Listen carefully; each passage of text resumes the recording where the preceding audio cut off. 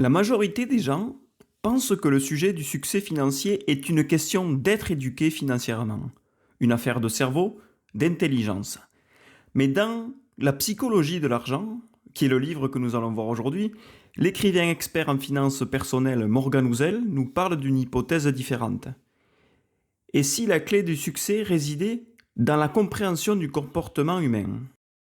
L'auteur nous dit en plus que si nous sommes capables de comprendre comment fonctionnent les émotions, les pensées, les croyances et comment elles influencent nos décisions financières, alors nous prendrons de meilleures décisions financières. Aimerais-tu créer une stratégie financière? Une stratégie que tu puisses suivre pendant des décennies? Une stratégie qui te génère des résultats sur tes prochaines décennies? Alors fais bien attention car nous allons voir la psychologie de l'argent de Morgan Housel. Ici et maintenant dans les résumés du succès. Allez, c'est parti! Bonjour et bienvenue pour une nouvelle semaine.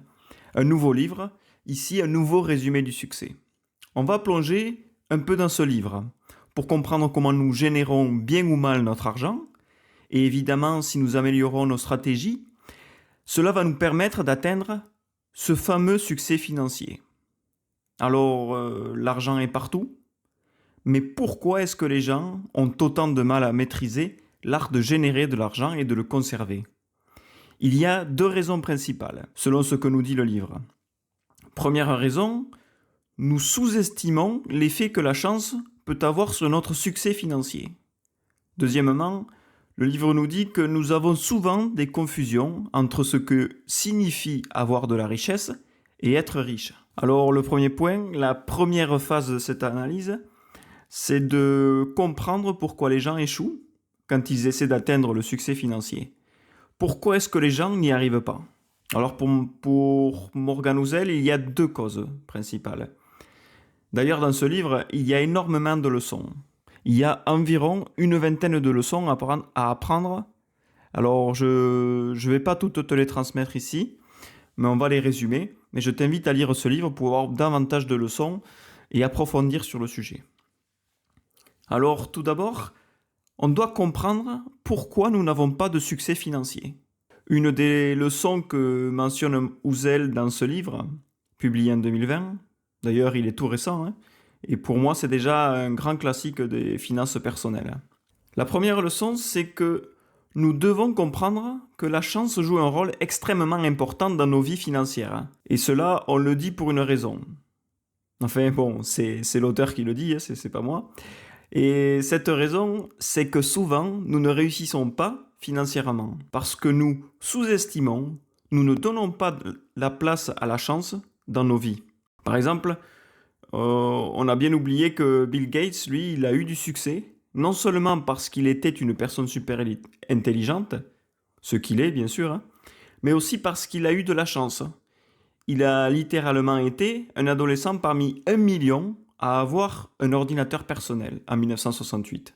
Bon, aujourd'hui, tout le monde en a. Ça ne veut pas dire qu'on est tous chanceux, bien sûr. Mais alors, quel est le lien avec la chance dans tout ça?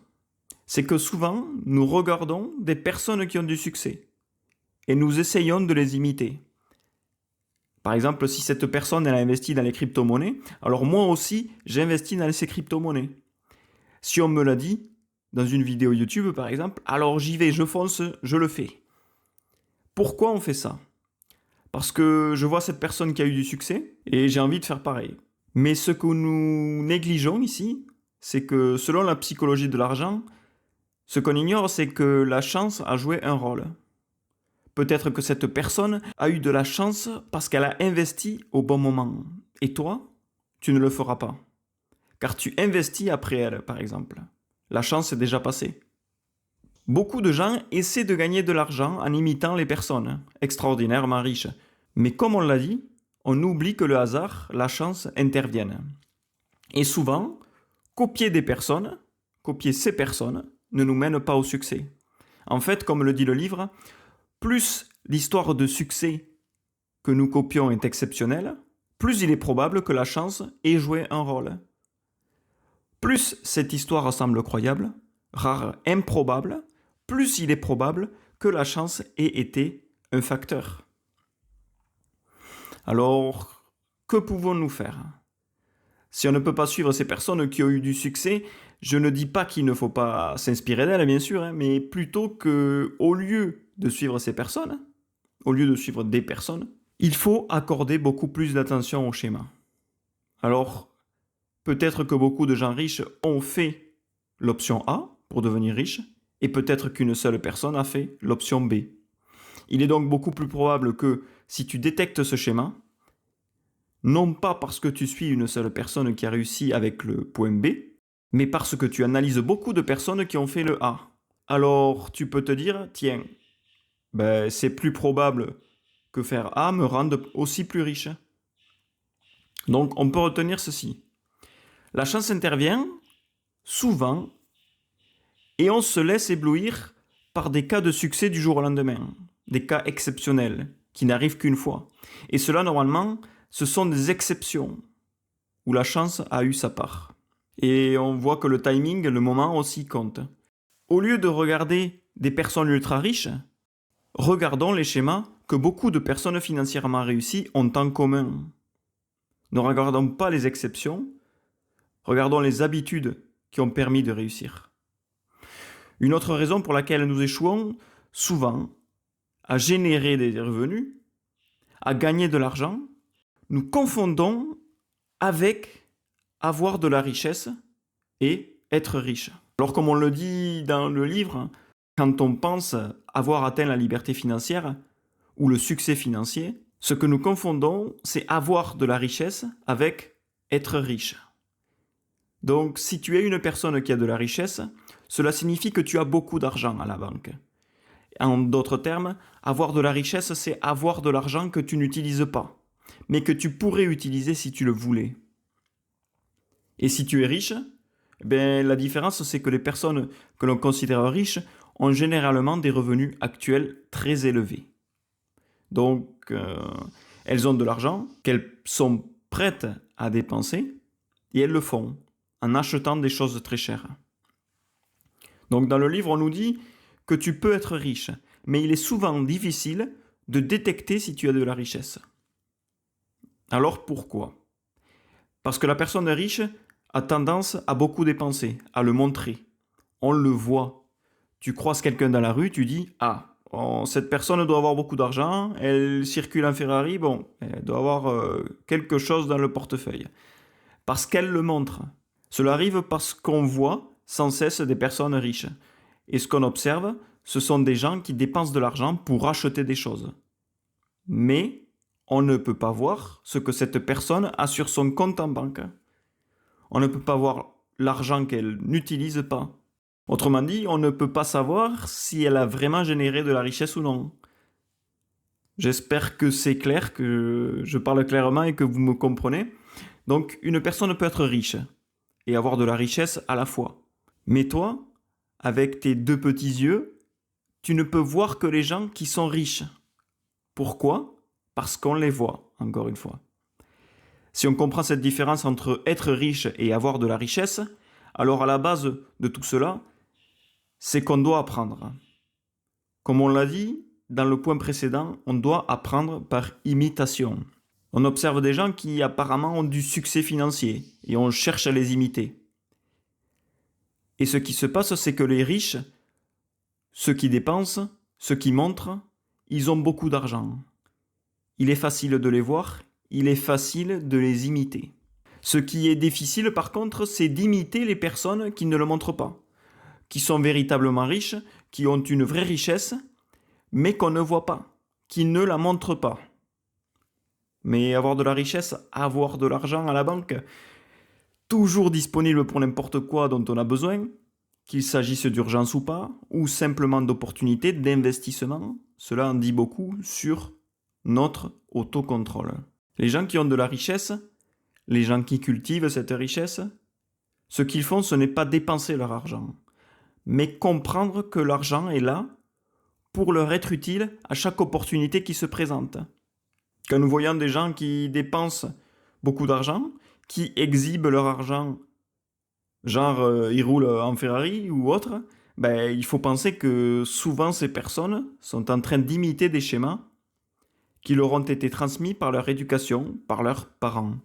Souvent, si nous avons eu des parents qui n'avaient pas beaucoup d'argent, disons que nous avons grandi dans des familles modestes, peut-être que ce qu'on nous a appris, ces personnes qui avaient peu, c'est que quand on a de l'argent, on doit le dépenser. Donc, ce schéma de richesse, évidemment, on le reproduit. Et quand je reçois de l'argent, ce que je fais, c'est immédiatement, je dois le dépenser. Parce que c'est mon schéma de richesse. Alors, dans ce livre, on va analyser ces schémas inculqués par nos parents, parfois sans mauvaise intention, bien sûr, hein, mais simplement parce que c'est comme ça. Et aussi comment s'en libérer avec une série d'actions. Pour ceux qui se demandent, bon d'accord, il y a des riches et des gens qui ont de la richesse, et alors? Bon, si je veux les imiter, c'est facile, je vois les gens qui dépensent, et je me dis, ah oui, bon, ben je vois bien comment il fait, comment il y est arrivé. Donc, mais si je veux imiter les schémas de comportement des gens qui ont vraiment de la richesse, alors comment je fais? Nous avons donc parlé, dans cette première phase de l'analyse, de pourquoi nous n'arrivons pas à obtenir le succès financier. Et nous avons vu ces deux raisons. Maintenant, nous allons essayer de comprendre pourquoi tu veux de l'argent et les gens vont dire bah ça, tu n'as pas besoin de me l'expliquer, je veux de l'argent pour le dépenser vite, rapidement. Eh bien non. Reviens au point précédent dont nous venons de parler. Souvent, quand nous comprenons que beaucoup de gens échouent en essayant de générer de la richesse, ce que nous comprenons, c'est que ces personnes n'ont peut-être pas le bon mindset, le bon état d'esprit, la psychologie de l'argent essentielle pour avoir une relation saine avec l'argent. Et ne pas avoir une relation saine, ça ne veut pas dire que tu es malade ou quoi que ce soit d'autre, bien sûr. Nous parlons ici de comportements habituels qui proviennent probablement de l'éducation reçue. Soyons ouverts d'esprit et comprenons que nous pouvons changer nos façons de penser. Nous pouvons comprendre pourquoi nous voulons de l'argent, pourquoi l'argent a de la valeur pour nous. Et la clé, c'est que l'argent nous achète avant tout du temps. L'argent nous permet de contrôler notre temps. Quand nous sentons que nous avons le contrôle sur nos vies, nous nous sentons plus heureux. Et inversement, quand je sens que je n'ai plus de contrôle sur mon temps, je ne suis plus heureux. Pourquoi? Parce que je n'ai pas le contrôle. On parle même de résistance réactive, une forme de comportement que nous avons quand nous ne contrôlons pas notre temps. Quand nous ne pouvons pas faire ce que nous voulons, on se rebelle, on s'énerve. C'est ce qu'on appelle la réactivité. Et cette réactivité ou résistance, c'est-à-dire qu'on résiste, ça fait que nous ne faisons pas les actions nécessaires pour sortir de cette situation. C'est un cercle vicieux. Et la réalité, c'est qu'aujourd'hui, pratiquement personne nulle part dans le monde n'a de contrôle sur son temps. C'est pour cela que nous ne sommes pas heureux ou pas aussi heureux que nous pourrions l'être. Quand nous comprenons que dans beaucoup de cas, ou pour beaucoup de personnes qui écoutent ce podcast, leur travail est lié à la connaissance, à des tâches intellectuelles, on se rend compte qu'après la pandémie, beaucoup d'emplois peuvent se faire depuis chez soi. Bon, parce que les entreprises sont maintenant plus ouvertes à ce sujet, c'est ce qu'on constate. C'est ce qu'on est toujours en train de travailler, mais qu'on n'a pas de contrôle sur notre temps. Alors, vous allez vous poser la question, alors comment puis-je être plus heureux? Eh bien, selon la psychologie de l'argent, ce que nous devons faire, c'est comprendre. Et pour cela, l'auteur a interviewé de nombreuses personnes en fin de vie. Il a appris que ce qu'elles valorisent le plus, ces personnes, c'est le luxe de pouvoir contrôler leur temps.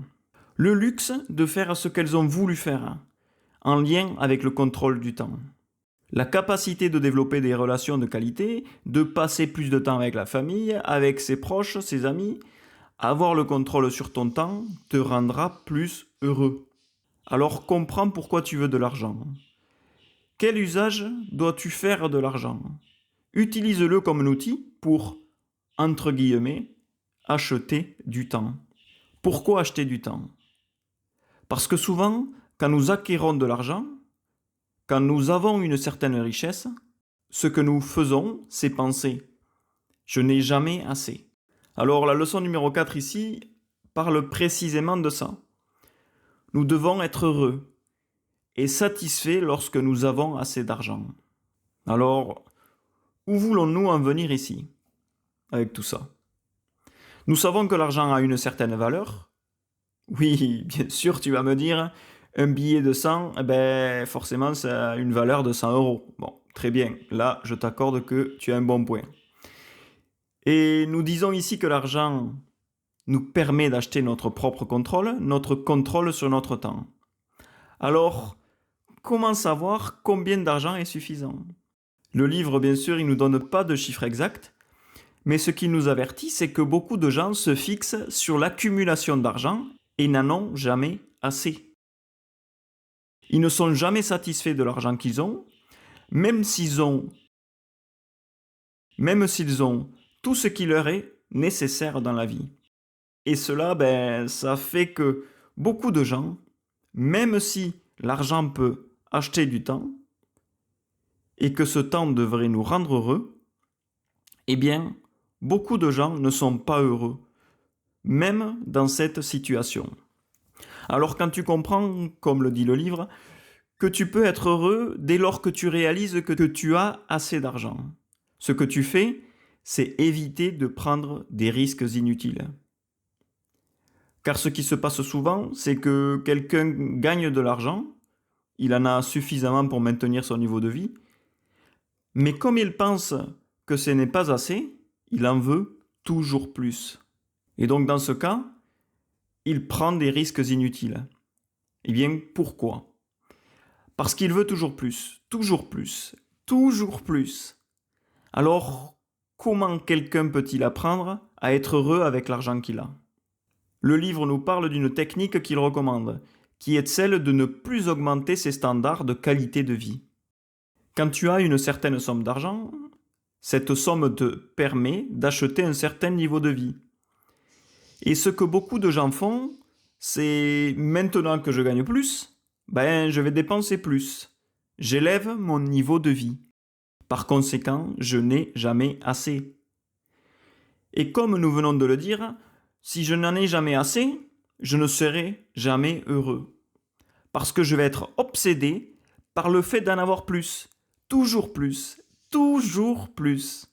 Et nous ne serons jamais satisfaits, nous allons prendre des risques inutiles, nous ne serons jamais satisfaits de la croissance que nous avons, nous allons toujours envier d'autres personnes qui vivent d'une manière que nous aimerions vivre. Et cela va réduire le plaisir que nous retirons de notre propre vie. Par conséquent, c'est essentiel que, une fois que tu as atteint le niveau de vie que tu désires, tu décides ce qui suit. Voilà, on est arrivé là, on s'arrête là. Je suis bien, je suis heureux avec ce que j'ai, avec ce style de vie, et je ne vais pas augmenter mes dépenses. Et je ne vais pas augmenter mes dépenses simplement pour projeter une image de plus grand prestige. Ce qui a davantage à voir avec ce que les autres pensent de moi qu'avec ce que je pense de moi-même. Alors, nous avons parlé maintenant de pourquoi il est important de comprendre pourquoi nous voulons de l'argent. Et comme tu le vois, nous parlons ici depuis un point de vue très psychologique. Dans le point précédent, nous avons parlé de pourquoi beaucoup de gens échouent en essayant de générer de la richesse. Et maintenant, on va parler de stratégie. Nous devons nous poser la question des stratégies financières. Maintenant que nous comprenons comment nous pensons à propos de l'argent, eh bien, le livre nous propose 3 éléments considérés comme essentiels pour une stratégie financière. La première stratégie, les intérêts composés. La deuxième stratégie, l'épargne. Et la troisième, élaborer un plan au cas où les choses tourneraient mal. Voyons ces 3 points. Le premier, parlons des intérêts composés et de comment cela peut être très avantageux pour nous. Les intérêts composés se basent sur le temps. Plus je consacre de temps à un investissement, plus je vais générer de l'argent. Pourquoi ? Parce que les intérêts composés me rapportent au fil du temps un gain qui s'accumule et cela forme une courbe ascendante. Donc si nous maintenons un investissement que pendant peu de temps, Les bénéfices générés par cet investissement seront de taille limitée. Ils représenteront un certain chiffre. Mais si cet investissement, je peux le garder plus longtemps, des années, des dizaines d'années, alors cela générera davantage de retours sur investissement. Nous devons donc accepter que les intérêts composés nous donnent un avantage incroyable, à condition de rechercher des investissements qui nous donnent des rendements solides, mais surtout solides sur le long terme. Très souvent, quand nous cherchons des investissements mais risqués. Parce que ces investissements risqués peuvent donner de très grands retours sur investissement, si tout se passe bien, bien sûr. Tu ne peux pas prévoir le futur, mais si tu investis dans des fonds qui ont généré 40% de bénéfices l'année dernière, alors tu te dis, génial, je vais m'y mettre mon argent. Et moi aussi, je vais faire 40%. Mais, comme on l'a dit tout à l'heure, ce n'est pas garanti. Ce qui a bien marché dans le passé pour quelqu'un ne fonctionnera pas forcément dans le futur pour un autre. Ce que nous devons donc rechercher, ce sont des investissements solides sur le long terme. C'est ça qui va nous générer des gains plus importants. Dans le livre, Morgan Housel parle de l'importance de la durée d'un investissement en prenant l'exemple de ce fameux Warren Buffett, qui est l'un des hommes les plus riches du monde. Il est devenu super riche grâce à l'investissement. Donc c'est un excellent exemple de l'accumulation de richesses. Morgan Housel compare Warren Buffett à un autre investisseur qui s'appelle James Simons. Alors James Simons, lui, il a un rendement annuel qui est le triple de celui de Warren Buffett. C'est énorme. C'est-à-dire que ce James, actuellement, sur ces dernières années, générait 3 fois plus de bénéfices que Buffett. Mais alors, vous allez me demander pourquoi Warren Buffett est-il 75% fois plus riche? Eh bien parce qu'il a tiré parti des intérêts composés. Buffett, lui, l'a investi depuis plus de 40 ans, de plus que Simons. Et c'est pour cela que ses résultats sont plus importants. Il a peut-être investi un montant plus petit, mais il a réinvesti grâce aux intérêts composés. Et ainsi, il a généré davantage. Les gens, en général, ignorent, ou nous ignorons, je m'inclus, bien sûr, le pouvoir des intérêts composés. Parce que ce n'est pas facile à percevoir. Il faut attendre. Et les gens n'aiment pas attendre. On aime avoir tout de suite. Ce que nous cherchons toujours, ce sont des raccourcis.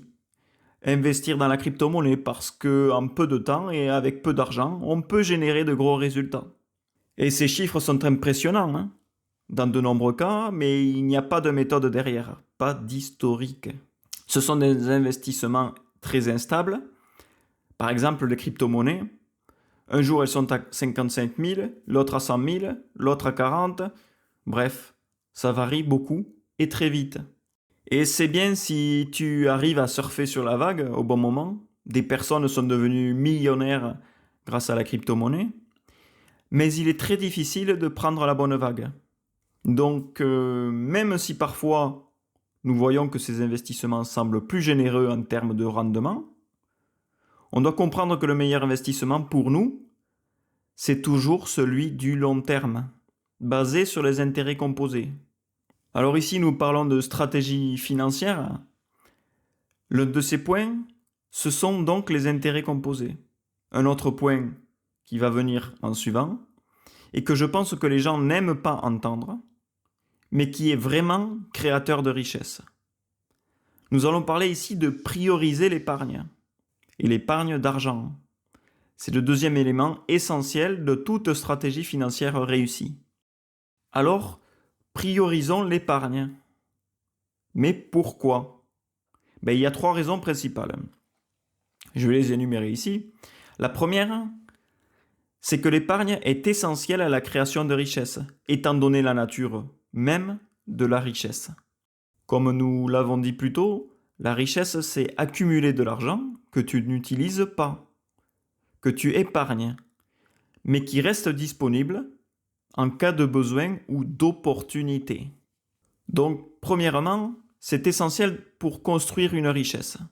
Deuxièmement, épargner est le moyen le plus sûr de construire de la richesse. Parce que c'est toujours sous ton contrôle. Tu la contrôles à 100%. Toute autre méthode, l'investissement, l'augmentation de revenus, implique de l'incertitude. Ce n'est pas sûr. Alors que l'épargne, c'est sûr. Tu contrôles toujours combien tu peux épargner, comment tu vas épargner. C'est une décision 100% à toi. Personne d'autre va prendre cette décision pour toi. Et donc, épargner sera toujours beaucoup plus efficace demain, parce que c'est une décision que tu as prise aujourd'hui à 100%. On va voir ici la troisième raison pour laquelle épargner est très intéressant, c'est que c'est beaucoup plus facile. Construire de la richesse, c'est bien plus facile en épargnant de l'argent que tu as déjà, qu'en essayant d'augmenter tes revenus ou les rendements de tes investissements. Parce que cela ne dépend pas uniquement de toi. Donc, comprenons une chose. On doit comprendre que épargner de l'argent, c'est bon pour nous. C'est facile et c'est surtout sous notre contrôle. Pour s'assurer qu'on épargne, le livre recommande d'arrêter de penser à l'opinion des autres. C'est ce dont on va parler maintenant. Arrêtons de nous soucier de l'opinion des autres. Quand on arrête de se soucier de l'opinion des autres, on épargne plus. Mais pourquoi ? Parce que si je me soucie de la vie des autres, ce que je vais faire en général, c'est dépenser plus. Parce que quand nous atteignons un certain niveau de vie, imagine dans ta vie, tu atteins un certain niveau où tu as acheté toutes les choses basiques pour ta vie, peut-être même en version de luxe, des choses de luxe dont tu avais vraiment besoin, des choses qui t'apportent quelque chose. Il y a des gens, une fois qu'ils atteignent le niveau de vie désiré, ils continuent à dépenser. Mais en fait, réellement, ce qu'ils font, ce n'est pas dépenser pour eux-mêmes. Ce qu'ils font, c'est dépenser pour prouver aux autres combien ils ont d'argent. Ils se vantent d'être riches, mais pas d'avoir de la richesse. Donc, quand je me préoccupe de la vie des autres, je vais dépenser plus pour montrer que je vais super bien, que j'ai de l'argent à revendre. Et c'est là que nous devons voir que cette obsession de l'opinion des autres nous fait du mal. Nous devons apprendre à être beaucoup plus humbles, à ignorer l'opinion des autres. Et quand tu y arrives, quand tu en prends conscience, naturellement, tu voudras dépenser moins. Et quand tu veux moins, tu dépenses moins. Et quand tu dépenses moins, tu épargnes plus. Tu vois, c'est simple. Mener à bien l'investissement, comprendre notre manière de penser et comment la changer. C'est commencer à planifier pour quand les choses pourraient mal tourner. Cet élément est essentiel dans toute stratégie financière et toute stratégie d'investissement. Une fois que tu as commencé à épargner, tu vas commencer à planifier pour quand les choses tournent mal, pour te protéger, pour protéger ton futur financier, au cas où les choses ne se passeraient pas comme prévu, pas seulement qu'elles se passent mal, mais aussi que nous ne profitions pas si nous épargnons peu, mais aussi pour profiter des bénéfices de l'intérêt composé. Beaucoup de personnes sont vraiment optimistes, trop optimistes avec leurs finances, et cela les amène souvent à mettre leur richesse en danger, parce qu'elles n'ont pas de stratégie, ou bien elles ont une stratégie qui peut être détruite par n'importe quelle éventualité, n'importe quel coup de malchance. Parce que, bien sûr, le futur est incertain, nous ne le connaissons pas. Beaucoup de personnes disent « Non, mais j'ai cotisé avec mon travail, j'ai mis de côté de l'argent. » Mais bon, le problème, c'est que c'est l'État qui gère ta cotisation. Et ensuite, peut-être que j'aurai une pension retraite. Bon, qui sait ? C'est l'État qui gère, donc j'aurai une pension retraite. Et alors, imagine si tu n'as pas cette pension. Et si les choses ne se passent pas comme prévu ? Beaucoup avertissent que de nombreux États ne seront pas capables de payer des pensions des personnes qui m'écoutent en ce moment. Alors, qu'est-ce qui se passe avec cela ? Ce n'est pas juste de la malchance, c'est que les choses vont mal. Et dans ce cas, ça va mal pour un pays, mais ça m'affecte à moi, qui ai cotisé pour ma pension retraite. Alors bien sûr, chaque pays a ses propres systèmes de retraite et de fonctionnement. Donc dans chaque pays, c'est différent. Imagine que tu cotises pour ta retraite. Et que se passe-t-il si l'État est incapable de te restituer cet argent que tu as cotisé? Et si cet argent que tu verses maintenant sert à financer les retraites d'aujourd'hui? Et que quand toi tu seras retraité, eh bien les jeunes qui cotisent, eh bien peut-être que en fait les jeunes qui travaillent ne pourront pas te soutenir comme toi tu l'as fait. Et ça, bon, ben, c'est un élément externe, c'est un problème de mauvaise gestion économique du pays. Est-ce que c'est de la malchance? Eh bien non. C'est une situation dans laquelle les choses vont mal. Alors, que pouvons-nous faire? Eh bien selon le livre, c'est simple. On doit planifier au cas où les choses tournent mal. Il ne s'agit plus seulement de chance, comme on le disait avant, il s'agit de risques que nous pouvons rencontrer dans notre vie.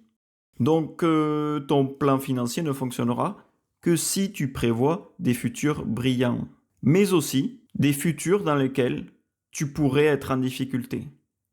Pose-toi cette question, que se passerait-il si les choses vont mal, si une nouvelle pandémie survient, à nouveau, et que je perds mon emploi? Tout cela, ce sont des événements imprévus dans lesquels la situation se dégrade, mais que nous devons anticiper. Nous devons éviter dans la mesure du possible les situations précaires, en danger. Nous devons donc planifier pour que nos pertes potentielles ne durent pas trop longtemps. Nous devons saisir les opportunités. Et là, l'investissement joue un rôle, et même un grand rôle. L'épargne aussi. Et bien sûr, un rôle sur la génération de richesse. Pas juste être riche. Alors tu dois te demander, ben oui Laurent, oui, mais comment pouvons-nous mettre ça en pratique? Comment pouvons-nous prévenir ou nous protéger? Alors il y a deux conseils principaux que le livre nous donne à ce sujet. Et le premier conseil, c'est ne jamais mettre toute ta fortune en jeu. Imagine que tu veux investir dans quelque chose d'un peu risqué, mais qui, si ça marche, peut générer beaucoup d'argent. Et ce que le livre te dit ici, c'est que tu ne dois pas mettre tous tes œufs dans le même panier. Ne mets pas tout ton argent, toute ta richesse, toute ta fortune dans un seul investissement. Ce que tu devrais faire plutôt, c'est diversifier.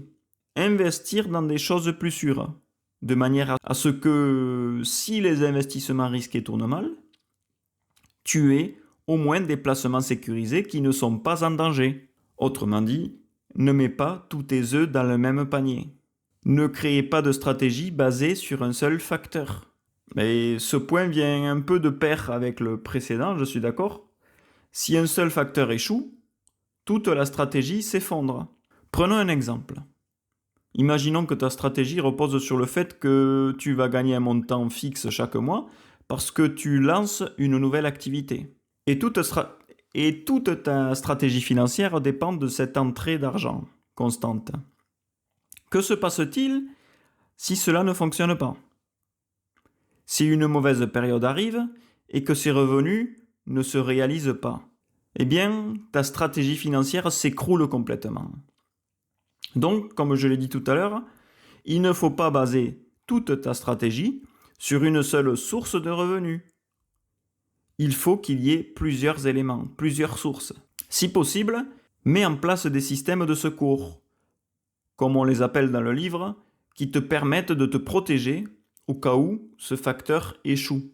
Alors tu vas créer dès maintenant d'éventuelles nouvelles sources de revenus, afin que si l'une échoue, tu ne sois pas dans le noir complet, mais que tu puisses continuer à avancer. Alors, nous avons parlé de stratégie financière, quelque chose que nous pourrons aborder, si tu veux, dans d'autres livres, ou peut-être sur une vidéo dédiée sur certains points. Alors, si tu veux, c'est comme créer une stratégie financière à laquelle nous puissions rester fidèles, que nous puissions suivre, appliquer et maintenir pendant de nombreuses années.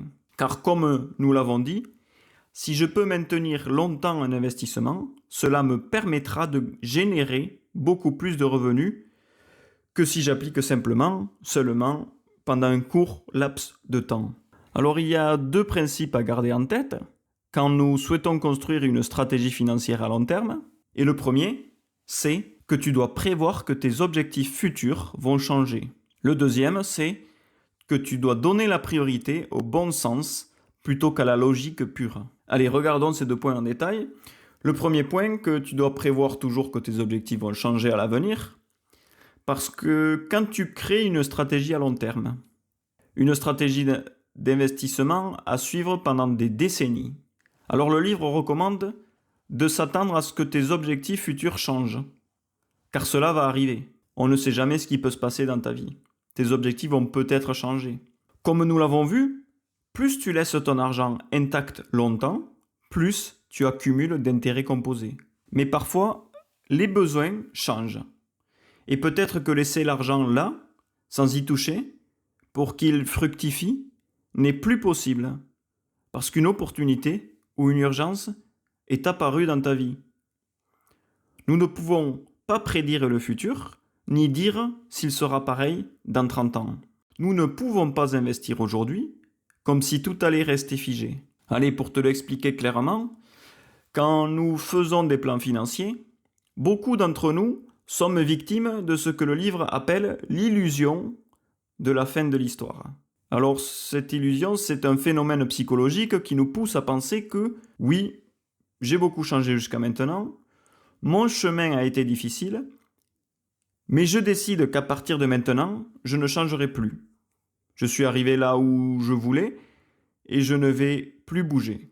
Mais ce n'est pas du tout vrai. Quelqu'un qui a changé dans le passé va probablement continuer à changer dans le futur. C'est dans sa nature. Et pourquoi est-ce dangereux ? Parce que quand nous sommes victimes de cette illusion de la fin de l'histoire, nous faisons des plans comme si nous n'allions jamais changer. Et si nous changeons, alors nous modifions notre plan et nous ne profitons plus des intérêts composés. Parce que changer d'investissement, c'est retirer de l'argent d'un endroit et les placer dans un autre. Et cela coupe, interrompt l'effet boule de neige. Le livre nous dit que quand on fait un plan financier qu'on veut conserver pendant des années, on doit éviter les plans extrêmes, éviter les engagements trop rigides, éviter d'exiger trop d'épargne, éviter de s'imposer trop de temps à y consacrer. Alors pourquoi ? On pose beaucoup de pourquoi dans ce podcast, mais c'est intéressant de se poser des questions et de comprendre chaque concept. Parce qu'un plan extrême va te fatiguer. Tu risques de regretter ton engagement. Peut-être que tu penses pouvoir consacrer 3 000 € chaque mois dans l'épargne pendant 20 ans, mais c'est peut-être trop pour toi. Et cela te laisse peu de marge pour vivre.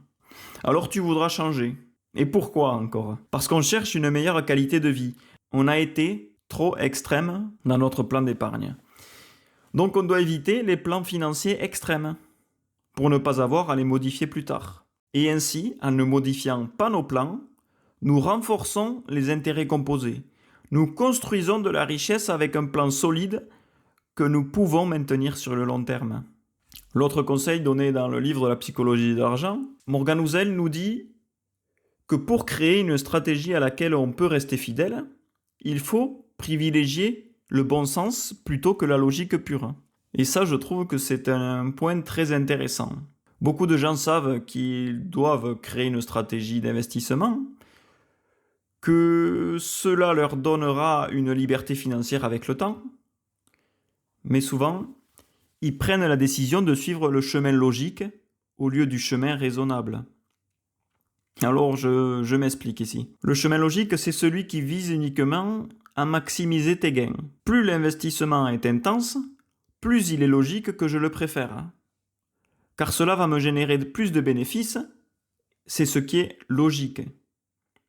Mais ce que nous devons comprendre ici, c'est qu'une stratégie sensée est meilleure. Car une stratégie sensée, c'est celle qui donne la priorité à notre paix mentale et à notre tranquillité. Tu dois te sentir tranquille avec ta stratégie. Une stratégie sensée, c'est une stratégie qui va maximiser mes revenus, mais sur le long terme. Parce que quand nous suivons une stratégie telle que celle-ci, une stratégie qui nous procure une tranquillité d'esprit, Ce que nous faisons, c'est générer plus d'argent, mais toujours à long terme. Maximiser nos revenus, ce n'est pas suivre des stratégies logiques qui sont des raccourcis pour gagner plus d'argent. Par exemple, si mon désir de gagner plus d'argent, mais un des points que nous avons vus plus tôt, peut me pousser à faire et à prendre des décisions risquées que je dois éviter. Je dois éviter les risques. Et dans ce sens, l'auteur nous recommande que si nous voulons créer des stratégies d'investissement sensées, une chose que nous devons faire, c'est d'investir dans des entreprises que nous aimons, que nous adorons. Et cela, c'est quelque chose qui peut sembler illogique, une sorte de sentiment. Cette entreprise me plaît beaucoup. Bon, mais c'est un peu bizarre, mais est-ce que cela peut être une bonne décision? Ne va-t-elle pas affecter mon potentiel de gain? Si tu affectionnes particulièrement une entreprise, eh bien, si une entreprise dans laquelle tu investis ne va pas bien, tu ne vas pas abandonner aussi facilement. Pourquoi? Parce qu'elle te tient à cœur. Quand nous investissons dans des entreprises que nous aimons, nous restons plus longtemps sur le marché. Et ce temps, c'est la variable qui nous génère plus de bénéfices à long terme, plus de richesses. Par conséquent, une bonne stratégie, c'est de chercher des entreprises que tu apprécies, qui partagent tes valeurs, que tu respectes, et cela peut souvent être un bon investissement. Alors, continuons sur ce chemin de l'investissement. Une étape suivante dans ce train qui nous amène vers le succès de nos finances personnelles, c'est que bien souvent, quand nous commençons un plan d'investissement, eh bien, des pensées négatives surviennent, apparaissent. Et pourquoi elles arrivent, ces pensées? Parce que les périodes difficiles sont inévitables. Et elles finissent par arriver. Un marché d'investissement est toujours en train de fluctuer. Ça monte, ça descend, ça descend, ça monte. Il y a des bonnes périodes, des mauvaises périodes, des marchés haussiers et d'autres moins. Donc la pensée négative, la pensée du type ah mince, je vais perdre mon argent, je vais perdre mon investissement parce que là c'est la crise, je vais sortir mes fonds. Et oui, on commence à stresser parce qu'on voit que ça descend, on voit que ça chute. Donc on veut sortir nos fonds. Mais par contre, tout cela nous conduit généralement à mal évaluer ces mauvaises nouvelles. Pourquoi? Parce que bien sûr, il y a 2 leçons dans ce livre sur ce point. Quand nous avons des pensées négatives, nous pensons négativement à propos de notre investissement. Ce qui se passe, c'est que nous nous laissons décourager par l'incertitude. Et l'incertitude de ne pas savoir ce qui va se passer. Et tout ça, ça me démotive. Je ne réagis pas bien aux mauvaises nouvelles. Donc par exemple, j'ai investi pendant 3 ans, l'entreprise, eh bien, elle se portait bien, je gagnais de l'argent, et là tout à coup, je ne comprends pas, du jour au lendemain, elle chute, et je perds tout mon investissement. Ce serait une pensée négative? En réalité, tu dois te dire que tu n'as rien perdu du tout, tant que tu n'as pas vendu. Mais il est clair que le potentiel de gain, il a baissé forcément. Donc, très souvent, nous nous laissons décourager par l'incertitude, par le fait de ne pas savoir ce qui va se passer.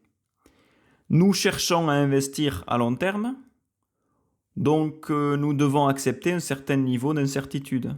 Parce que le marché dans lequel nous investissons, il fluctue, il n'est jamais stable. Si nous ne sommes pas capables de comprendre que le marché monte, descend, puis remonte, mais que si je suis capable de rester calme dans ces moments où la marée se déchaîne, je vais arriver à une maturité de mon investissement à long terme qui va générer plus de bénéfices. Alors c'est une chose qu'on doit comprendre. Plus je ressens d'incertitude, plus il sera difficile de garder mes investissements. Et si je retire mes investissements par peur, parce que je me dis je ne veux pas tout perdre, alors je vais vraiment perdre de l'argent sur mon investissement que j'ai fait dans un premier temps, et surtout l'opportunité d'accumuler des intérêts composés. Alors, que recommande le livre sur ce thème-là? Au lieu d'éviter l'incertitude, de vouloir fuir cette incertitude, ce flou, nous devons accepter que c'est inévitable. Nous devons accepter les risques, que ça peut arriver. Quand on investit, eh bien, on échange notre tranquillité d'esprit à court terme contre une réussite financière à long terme. Et cela implique de souffrir un peu à court terme. Cette semaine, la bourse, elle est mauvaise, l'investissement ne se porte pas bien, mais tout cela ne veut pas dire que ce sera encore le cas dans la semaine suivante. Donc investir sur le long terme nous rapportera toujours plus. Une autre leçon dans ce même sens, pour éviter ces pensées négatives, c'est que même si tu as eu de mauvais résultats plusieurs fois, cela ne veut pas dire que tu ne peux pas réussir plus tard. Nous pouvons échouer souvent et pourtant avoir du succès à la fin. Chaque investissement que tu fais, chaque placement d'argent peut réussir ou non. Il y a des événements imprévus, bien sûr, de la chance, comme on l'a vu au début, mais si les imprévus sont positifs, ça peut très bien se passer. Mais s'ils sont négatifs, alors les résultats seront moins bons. Et si on commence à accumuler des échecs dans nos investissements, on peut se décourager et nous dire « l'investissement ce n'est pas pour moi, chaque fois que j'investis je perds », mais réellement ce n'est pas vrai. Ce à quoi nous devons faire attention, c'est que très souvent, les événements font qu'un investissement réussi ou échoue arrive sans prévenir. Et parfois ça se passe mal, parfois bien. Si je me retire après 5 échecs, j'ai investi 5 fois, j'ai perdu 5 fois, alors je n'aurai jamais l'opportunité de récupérer. Mais si je continue après ces 5 échecs, j'aurai une nouvelle chance d'investir. Et une seule bonne décision peut effacer les pertes passées. Dans le livre, Morgan Housel, il nous recommande qu'on ne doit pas faire attention aux échecs individuels, mais qu'on doit regarder comment ces échecs affectent ta santé financière globale. Et pour ça, on parle souvent de diversification. C'est investir dans plusieurs choses. Peut-être que j'ai investi dans 5 projets et que les 4 autres ont échoué. Et ce que je ne dois pas faire, c'est surtout dire que j'en ai raté 4 sur 5. C'est un désastre. Ben non, on va penser différemment. Ce que je dois faire, c'est me demander, est-ce que ces 4 échecs m'empêchent encore d'investir? Est-ce que j'ai encore une 5e opportunité? Et si celle-ci réussit, elle peut peut-être compenser les échecs précédents. Alors c'est ça qu'il faut retenir. Ne pas se plaindre de tout ce qui a échoué, mais évaluer leur impact sur ma richesse globale, sur ma santé financière accumulée. Allez, on va terminer par un dernier point. Dans tout ce résumé, dans toute cette analyse que l'on a fait ici, nous avons parlé de stratégies financières et qu'elles doivent toujours être à long terme. Donc, si nous comprenons que ces pensées négatives et tout ce que nous venons de dire peuvent nous affecter, il faut aussi comprendre que ce n'est pas la seule chose qui peut nous affecter. Aujourd'hui, il est inévitable d'être influencé par les informations extérieures. Et oui, l'influence extérieure, ça c'est super important. Nous sommes inondés d'informations et ces informations influencent nos décisions. C'est inévitable en fait, on ne peut pas l'éviter. Alors une façon de nous assurer que nous recevons la bonne information, ou de réaliser que nous n'avons pas besoin de toutes ces informations, parce que peut-être qu'il y en a trop, ou on ne supporte pas autant d'informations, parfois ça arrive dans tous les sens, eh bien, on doit faire attention à 2 choses. De qui on reçoit cette information? Et deuxièmement, on doit définir nous-mêmes nos objectifs financiers. Alors parlons de ce point. Savoir quels sont tes objectifs financiers et de qui tu reçois l'information. Quand nous sommes exposés à des gens qui semblent savoir de quoi ils parlent, il est important de chercher des personnes honnêtes. Être sûr que l'information est claire, précise et qu'il n'y ait pas d'erreur. Parce que ce que nous faisons parfois, c'est valoriser une information non pertinente et ne pas prendre nos décisions nous-mêmes. Mais parfois on laisse une autre personne aller prendre ces décisions à notre place. Et ça peut nous mener à faire des mouvements financiers basés sur les actions d'autres personnes. Et comme on l'a vu dans les premiers points de ce résumé, cela peut nous piéger dans un investissement qui peut ne pas être le meilleur. Ce n'est pas parce que quelqu'un d'autre réussit que toi, en ce moment précis, tu vas réussir aussi. Ce que nous devons faire quand nous définissons nos objectifs financiers, c'est nous isoler de toute information extérieure et penser par nous-mêmes. Penser à notre avenir, à nous-mêmes. Les objectifs financiers d'une personne lui appartiennent. Donc, tes objectifs à toi, ils t'appartiennent à toi.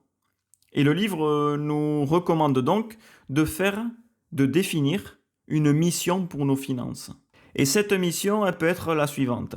Combien de temps vais-je investir cet argent? Qu'est-ce que j'attends de cet investissement?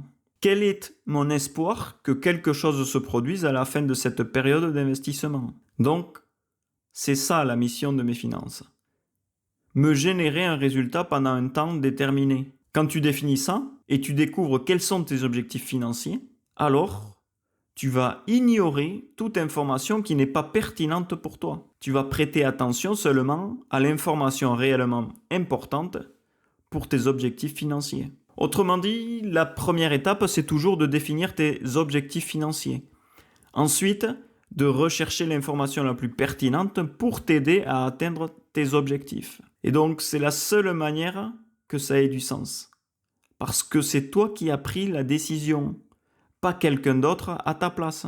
Et c'est ce qui va faire que, sur le long terme, tu t'en tiendras beaucoup plus à ton plan, tu le suivras davantage, tu le maintiendras dans le temps. Allez, pour conclure sur ce résumé de la psychologie de l'argent, livre écrit en 2020 par Morgan Housel, dans lequel nous avons vu en fait comment les décisions que nous prenons affectent nos résultats économiques, nos investissements et nos finances. Et donc ces décisions ont souvent à voir avec l'ignorance. Le fait de se laisser influencer par les autres, avec nos peurs ou le manque d'informations. Tout cela fait que nous prenons de meilleures ou de pires décisions. Alors, je voudrais terminer par ça. Si nous sommes capables de maîtriser cette psychologie de l'argent, bon, bien sûr, il faut s'y entraîner. Ce n'est pas comme appuyer sur un bouton. Allez hop, j'appuie sur un bouton, je me programme une nouvelle mentalité d'investissement, c'est parti. Eh bien non, ça prend du temps, énormément du temps. C'est un processus de changement. Et c'est pour cela que d'abord, il faut se connaître soi-même. Il faut s'analyser. Pourquoi est-ce que j'investis de cette façon? Pourquoi est-ce que je prends ces décisions? Où est-ce que je veux aller avec cet investissement? Combien de temps suis-je prêt à maintenir cet investissement? Pendant combien de temps suis-je capable de contribuer à cet investissement? Déjà, tu peux commencer par ces questions. Et je t'invite à le faire maintenant, si tu le souhaites. Si tu as envie d'investir dans la crypto-monnaie, par exemple, tu veux l'investir pendant combien de temps? Bon, on a dit que ce n'était pas le meilleur investissement. Il faut prévoir à long terme, sur des aspects stables au long terme. Mais commence par ces questions. Alors, tout cela, c'est important de se connaître soi-même. Parce que c'est ce qui va te permettre de mieux définir tes objectifs. Et donc, d'obtenir de grands résultats. Alors, ce qu'on a vu ici, c'est que tout repose sur la psychologie. Et je te remercie d'ailleurs pour ton attention. J'espère que ce petit résumé, peut-être grand, j'espère que ce résumé t'a plu. Comme toujours, les résumés que je fais ici, ces analyses, sont une invitation à aller plus loin, à approfondir. Et si possible, à t'acheter le livre, ou l'écouter en entier, ou peut-être relire ce résumé. Mais tu dois étudier ce livre, parce qu'il y a beaucoup de clés. Beaucoup plus d'exemples que j'ai pu te donner ici. Je veux te dire simplement que l'intérêt composé fonctionne. Mais il fonctionne grâce à ta ténacité, ta résistance, ta résilience à long terme, ta capacité à tenir sur la durée. Si nous ne sommes pas capables de supporter cette tension, cela ne fonctionnera pas aussi bien. Donc, on parlait tout à l'heure de Warren Buffett. Et maintenant, pour conclure, j'ai une petite anecdote à te partager. Warren Buffett, je ne sais pas combien il a maintenant, de milliards. 140 milliards peut-être? Bon, allez, disons 140 milliards. Sur ces 140 milliards, eh bien, ce monsieur qui est très âgé maintenant, il a gagné peut-être 95% de ces milliards après l'âge de 50 ans. C'est-à-dire que toutes les décennies précédentes à ses 50 ans, il avait cumulé que 5 milliards. 5%, pardon. Peut-être moins. Je dis ça au hasard, mais juste pour analogie, je sais qu'avant ses 50 ans, il n'avait pas beaucoup de milliards et qu'après, ça a explosé. Si pendant des décennies, on dirait que j'ai généré peu, l'intérêt composé, le temps, va faire que plus tard, j'obtiendrai de grands résultats. Et dans ce cas, l'un des hommes les plus riches du monde a généré l'essentiel de sa fortune après 50 ans. Et pourquoi est-ce que c'est arrivé? Parce qu'il a profité de l'intérêt composé. Retiens l'intérêt composé, c'est la base de tout ce que nous avons vu aujourd'hui. Nous devons être fidèles à nos investissements à long terme. Investir à long terme génère des bénéfices. Et nous devons être pleinement conscients, si nous voulons, finances saines et surtout un meilleur avenir financier. Bon, cette fois-ci, je vais arrêter là pour le livre de la psychologie de l'argent de Morgan Housel. C'est un nouveau classique pour moi. Je pense que je dirais même que le plus important à l'échelle internationale de ces dernières années. Donc un des derniers conseils que je te propose ici, c'est investis. Réfléchis à la façon dont tu investis et surtout, sois fidèle à tes décisions à long terme. Cela se passera beaucoup mieux pour toi. Et si tu veux bien investir sur le long terme, maintenant que tu termines cet épisode, écoute-en un autre. J'en ai d'autres sur ce sujet, et j'en aurai d'autres qui vont venir, mais si tu veux investir et que tu lis des livres sur le sujet, le plus important c'est de passer à l'action. Commence aujourd'hui, si tu veux, à planifier ton épargne. Commence à planifier 10% de ton épargne, par exemple, mets-le de côté, et planifie un plan d'investissement, que ce soit dans la bourse, dans l'immobilier, comme tu veux. Diversifie, ne mets pas tes œufs dans le même panier, mais passe à l'action. C'est important. Si tu ne mets rien en pratique, tu vas juste accumuler des connaissances, que tu vas oublier en plus, mais tu vas pas appliquer. Bon allez, si cet épisode t'a plu, si tu y as trouvé un petit peu de valeur, quelque chose qui t'impulse à passer à l'action, comme toujours, je te demande de laisser un commentaire si tu as besoin de t'exprimer sur l'investissement, par exemple, ou tout autre sujet ou tout autre livre. Donne-moi ton avis, s'il te plaît. Ça me fera extrêmement plaisir. Tu peux laisser un like aussi pour me soutenir, afin que ces résumés soient visibles au plus grand nombre. Allez, je te dis à la semaine prochaine pour un nouvel épisode.